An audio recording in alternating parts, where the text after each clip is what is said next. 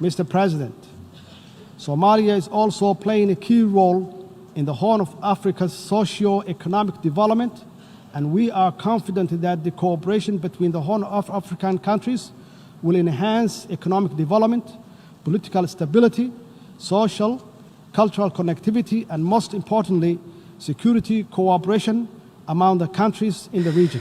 madaxweynaha dawladda federaalka ee Soomaaliya oo hadal ka jeediyay kulanka 74 ee qaramada midoobay ayaa ka hadlay arrimo ay ka mid tahay khilaafka kala dhaxeeya wadanka Kenya. While Somalia promotes economic integration in the region, iyadoo dawladda Soomaaliya ay dhiirigelinayso isdhexgalka ganacsi ee gobolka ayna bulshada ganacsatada ee Soomaaliya ku boorinayso in ay maalgashadaan dalalka bariga Afrika, waxay Soomaalidu sii wadaan in ay dhaqaale geliyaan jamhuuriyadda Kenya taasi oo gacan ka geysanaysa kobaca iyo barwaaqada dhaqaale ayuu yiri madaxweyne Mohamed Farmaajo. On the Indian Ocean coast. dawladaha Soomaaliya iyo Kenya ayaa isku haysta xuduudda dhanka badda taasi oo sababtay in ay kii Soomaaliya u gudbiso maxkamadda cadaaladda caalamka ee ICJ sanadkii 2014. balse madaxweynaha Soomaaliya ayaa qaramada midoobay ka sheegay in Soomaaliya iyo Kenya oo xuduud ka wadaaga dhanka badweynta Hindiya ay ku noolaan doonaan xiriir saaxiibtinimo oo nabadgelyo. wadahadallada laba geesoodka ahaa ma guulaysanin iyo heshiisyadii hore si loo helo nabad iyo xal kama dambaysa sanadkii 2014 Soomaaliya oo raacaysa xeerka caalamiga waxay dacwad u gudbisay maxkamadda cadaaladda adduunka ee caalamiga ayuu yiri madaxweyne Farmaajo. The highest legal authority of the United Nations. We are very pleased that the court found that it had jurisdiction. khilaafka Kenya iyo Soomaaliya dhanka xuduudda waxa uu sababay in xiriirkii diblomaasiyadeed ee labada dhinac u dhaxeeyay uu go'o iyadoo tallaabooyin adag ay isdhaafsadeen. Kenya ayaa doonaysa in wada hadal lagu dhameeyo arrinta sida ay muujiyeen madaxda dalkaasi taas oo Soomaaliyana ay diiday. kiiska oo dhageysigiisa ay maxkamaddu bilaabi lahayd horaantii bishan September ayay Kenya dalbatay in dib loo dhigo sabab la xiriidha qorshe qareeno dheeraada sida ay qoreen warbaahinta dalkaasi Kenya. ICJ ayaana go'aamisay in dacwadda labada dal la qaadi doono 4 bisha November ee sanadkan. dawladda federaalka ee Soomaaliya waxay sheegtay inay ka soo horjeedsatay dalabka Kenya oo markii hore lagu sheegay in uu ahaa sanad in dib loo dhigo dacwadaasi. Soomaaliya oo xubinka qaramada midoobay kana mid ah saxiixayaasha maxkamadan waxaa ka go'an in la arko xalkan maxkamadeed in uu dhamaad ka gaadho. Soomaaliya waxay ballan qaaday in ay u hoggaansamayso go'aanka ugu dambeeya ee maxkamadda ayna aqbasho xuduudda ay maxkamaddu jaangoyso ayuu yiri madaxweyne Farmaajo isagoo hadalkiisa intaas ku sii daray waxa uu go'aanka maxkamaddu sidoo kale qabanaya wadanka Kenya. Ra'iisul Wasaaraha Itoobiya ayaa horey u kulansiiyay labada madaxweyne kaasi oo lagu gaaray heshiis balse markii dambe fashilmay. hadda intii ay ku sugnaayeen magaalada New York ee wadanka Mareykanka waxa labada madaxweyne ee Soomaaliya iyo Kenya kulansiiyay madaxweynaha wadanka Masar Abdi Fattah al-Sisi oo sidoo kale ah gudoomiyaha Midowga Afrika. afayeenka madaxweyne Farmaajo Abdi Noor Mohamed Ahmed ayaa kulankaasi al-Sisi kadib bartiisa Twitterka ku soo qoray waxaan isku afgaranay soo celinta xiriirka iyadoo caqabad aysan ku noqonaynin kiiska maxkamadda ICJ ee badda. dawladda Kenya ayaa dhankeeda sheegtay in madaxda Afrikaanka ay isla soo hadal qaadeen danaha ka dhaxeeya dalalka iyo guud ahaan qaaradda Afrika. madaxweyne Kenyatta waxa uu madaxweyne al-Sisi uga mahadceliyay shirka waxa uu sheegay in Kenya ay mar walba u ololeynayso wada xaajood ayna u ololeyn doonto wada hadal iyada oo laga duulayo joogteynta isdhexgalka qaaradda Afrika ayaa lagu sheegay war qoraal oo lagu soo daabacay bogga madaxtooyada wadanka Kenya ay ku leedahay barta Facebooka. madaxweyne Kenyatta waxa uu carabka ku adkeeyay in uu ka qaarad ahaan Afrika ay mar walba raadinayso xalka dhibaatooyinka qaaradda Afrika. sidoo kale wasiirka arrimaha dibadda ee wadanka Kenya Monica Juma ayaa barteeda Twitterka ku qortay Kenya waxa ay soo dhaweynaysaa kulankaasi ugu horeeyay ee dhanka saxda loo qaaday. Kenya markasta way aaminsan tahay wayna sii wadaysaa in ay ku baaqdo in loo wada hadlo qaabka ugu wanaagsan oo xal Afrikaanimo loogu dhameeyo dhibaatada Afrika. And that is scheduled final hearing on the merit of the case for the first week of November this year. Somalia, as a member of the United Nations and a party to the statute of the court, is committed to seeing this judicial settlement process through to its end. Somalia has pledged to comply with the court's final judgment and to accept the boundary that is delimited by the court. As a matter of international law, the court's judgment will be binding on Kenya as well. And we trust that when that judgment is issued and the boundary is established, a lasting settlement of this long-lasting dispute will finally be achieved. In addition, on September 3, 2019, Peace and Security Council concluded that African Union is not empowered to intervene this case before the court. Mr. President, I would like to further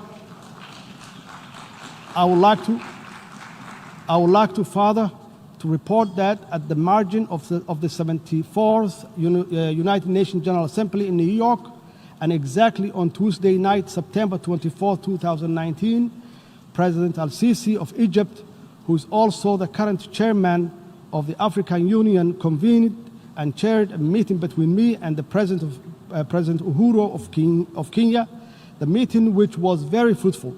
We agreed to restore our good brotherly relationship, strengthening the diplomatic and political cooperation. We further agreed to leave the maritime dispute between the two countries to be resolved by the International Court of Justice. Somalia is committed to maintain good relationship with Kenya. Mr. President, the Somali government is strongly committed to its ambition and enabling peace building and state building agenda, and we are making clear strides toward achieving inclusive politics, strengthening democracy, and constructing the very rights-based national institutions that are the pillars of strong societies. I am proud to report that we have held successful regional elections in some federal member states in the build-up to the planning national parliamentary and presidential election in 2021, and we are determined to facilitate the success of this process through an inclusive electoral bill, which voter registrations and better public awareness of the importance of inclusive politics and national progress. From all this, it's clear that Somalia is a historical example of reform, resilience, and people-driven progress and recovery. Today, our national discussions focuses on how to deliver inclusive politics, public services, financial and economic reforms, growing the economy, good governance, advancing regional cooperation, and how to finally defeat the threat of Al-Shabaab terrorism organizations with our valuable partners at home and abroad. Security has been our government's focus and greatest public expenditure since taking office, because everything else, including poverty eradication, quality education, climate action, depends on it. We, alongside our international partners, are working tirelessly to rid the last pocket of violent extremism and their terrorist activities from Somalia.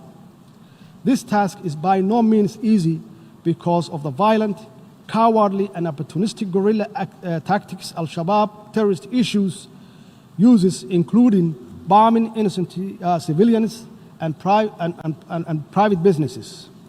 However, with our holistic strategy of de-radicalization, successful military offensives, the recovery of territory from Al-Shabaab, and the strengthening of Somali National Army and security capabilities, we are confident that our joint efforts with AMISOM and other international partners will bear fruit for Somalia, its people, and for the region and the global stability.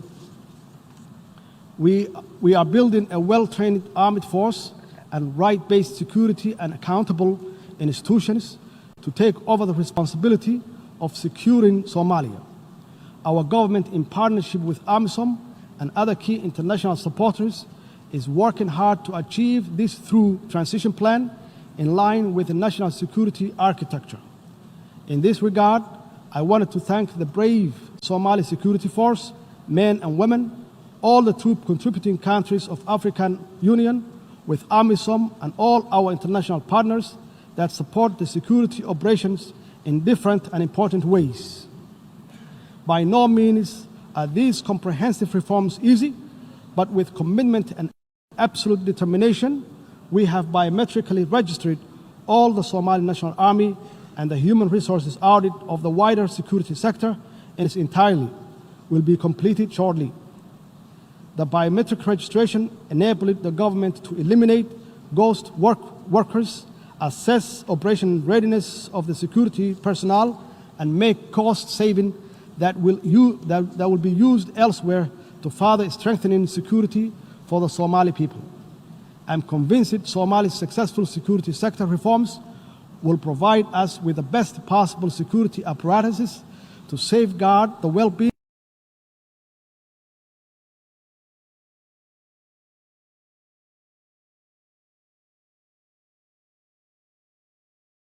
and unleashed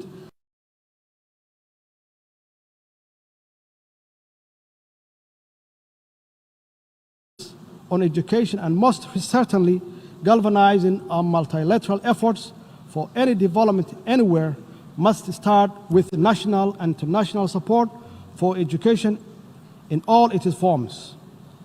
In Somalia, a key symbol of our national recovery has been the enormous expansion of education provision across the public and private sector in all stages of learning. We fully understand the need to encourage, support, and build on the existing public-private partnership model of education delivery with strong oversight by the federal government. Despite our difficult past, today the design and delivery of quality education and its governance and delivery framework is the most crucial education objectives we set as a government. This is critical for our young generation to catch up and even perhaps leapfrog in order to compete in globalizing economy and benefit from and contribute to achieving the Sustainable Development Goals by 2030. Given the importance of quality education to Somali's peace building and state building processes, as well as its overall development, our government has embarked on an ambitious reform program which aims to expand access to education for our children, adolescents and youth, including those from marginalized community, the disabled, and girls and women. We are focused very clearly on improving the quality of learning outcomes, especially at early grade levels for all learners. We are also committed to increasing enrollment rates, ensuring the market relevance of learning opportunities to sustainably grow the economy in creating much-needed jobs and injecting further confidence in our people and country's prosperity and prospects. On the practical note, the Somali government is in the process of developing an inclusive and relevant national curriculum alongside rehabilitating all public schools while working hard to establish technical vocational schools and invest in the next generation of teachers and leaders in our schools. For the 5th year in a row, Somalia held the national exam successfully, and most of our students, including those that had disabilities such as blindness, participated and succeeded. We are proud of them.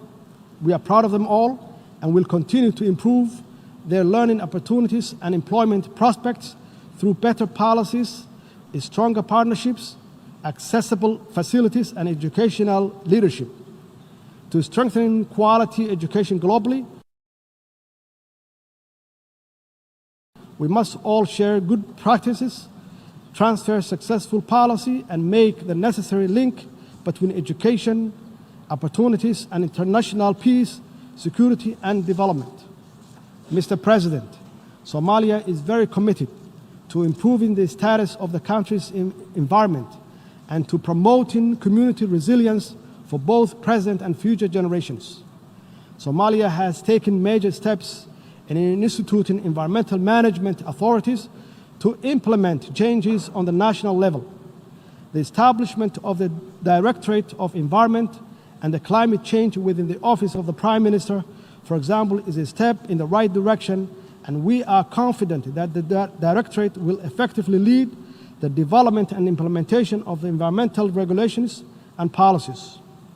This is evidence of our commitment to climate actions for a better, cleaner, and inclusive, prosperous environment.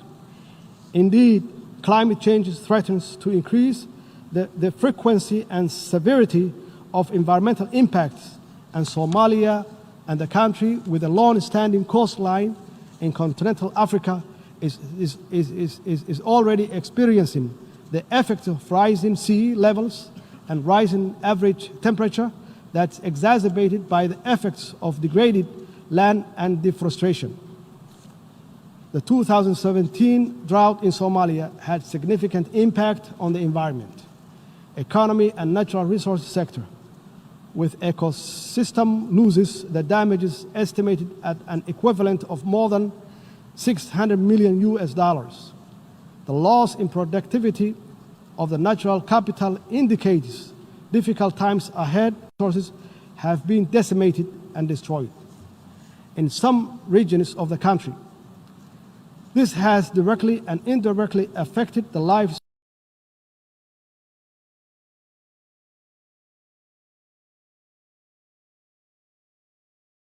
Due to this vulnerability, Somalia's economy could take much longer to recover, given that it continues to suffer the repetitive occurrences of climate-related hazards.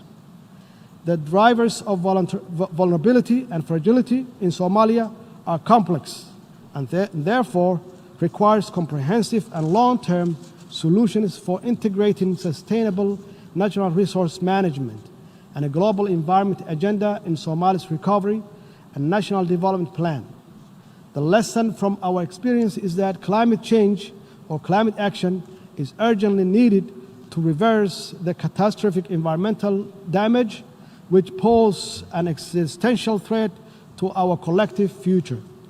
Mr. President, let me assure you that my government is fully committed to the outcome of Paris Agreement and equally other multilateral environmental agreements which protect our planet and safeguard the future for all.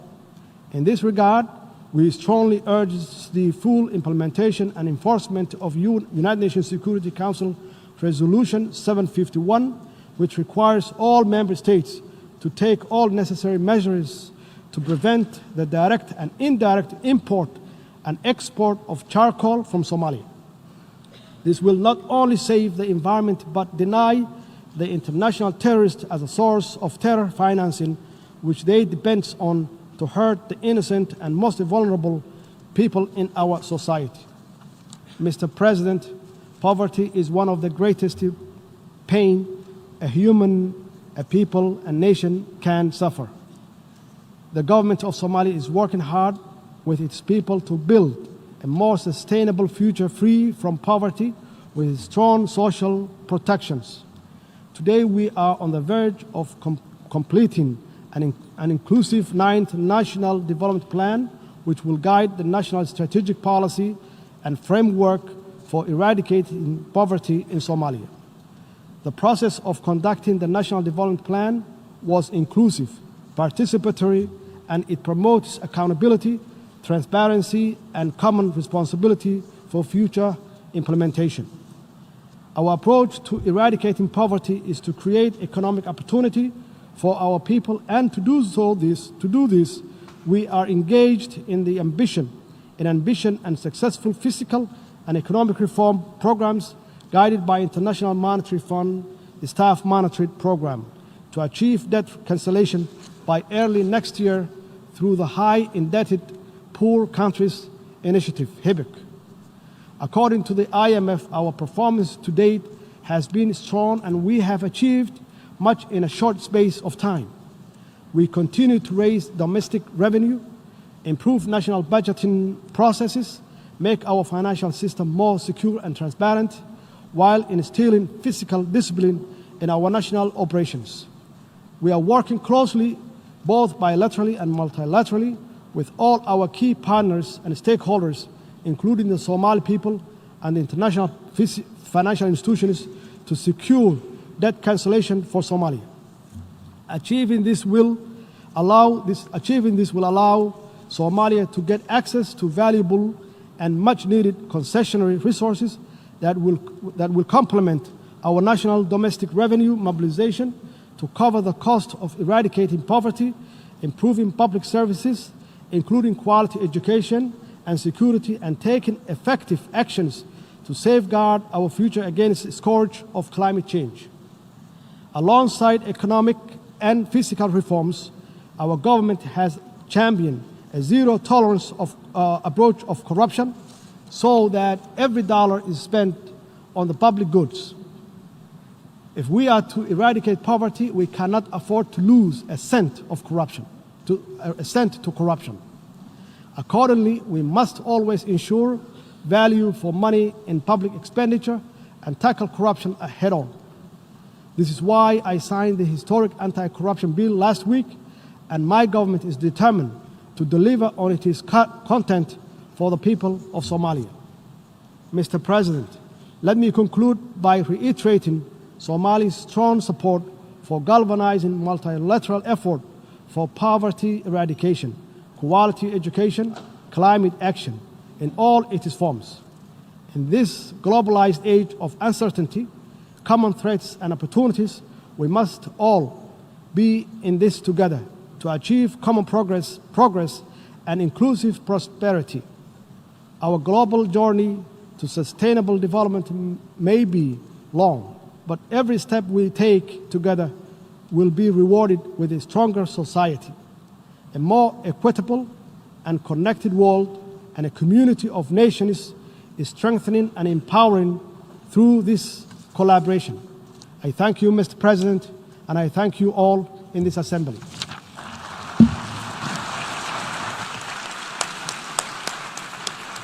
En nombre de la Asamblea General, deseo dar las gracias al señor Presidente de la República Federal de Somalia por la declaración que acaba de formular.